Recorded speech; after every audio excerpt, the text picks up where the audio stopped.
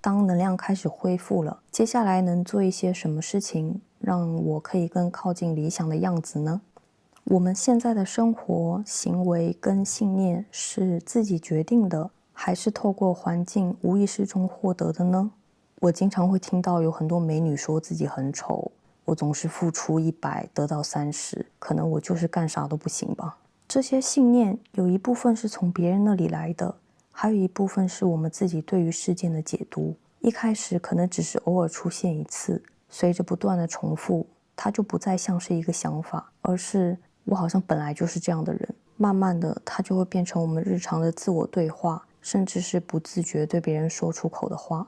尤其当我们很在意他人的眼光，或者长期处在否定里的时候，这些负面的话语更容易被当成事实。但是先等一下，我们对事件的解读难道没有其他可能性了吗？这些来自别人的评价真的是我吗？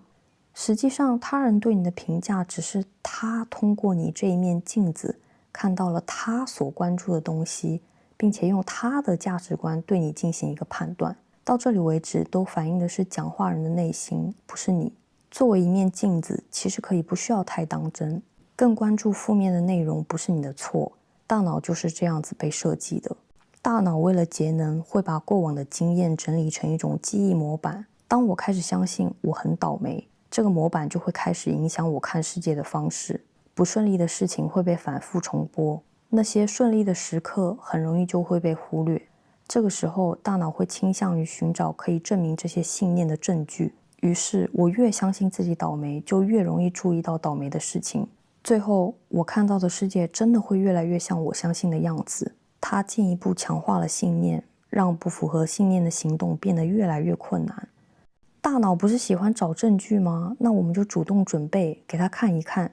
记录可以帮我们跳出记忆模板，留下更多在回忆里面被过滤掉的证据。不一定是纸，任何的形式都可以。我有一本专门的感恩日记，一开始是很不习惯的，我根本就找不出来有什么好事情。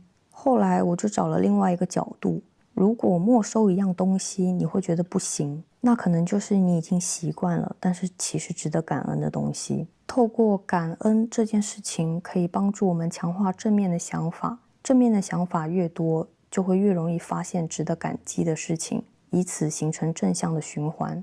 在现有的记录里面多一个标注成就的举动，不是获得多少赞这种不由我控制的事情，只关注真真实实做了什么事。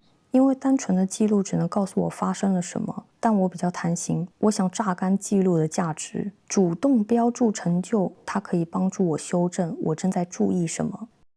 一开始我们可能会发现不了自己的变化，这边是一些参考的方向，我们可以把它写在本子的第一页，或者说你已经有手账本了，那可以在手账本上面建立一个专门收集变化的地方，可以用贴纸把它贴起来，这样就可以打破页数的限制。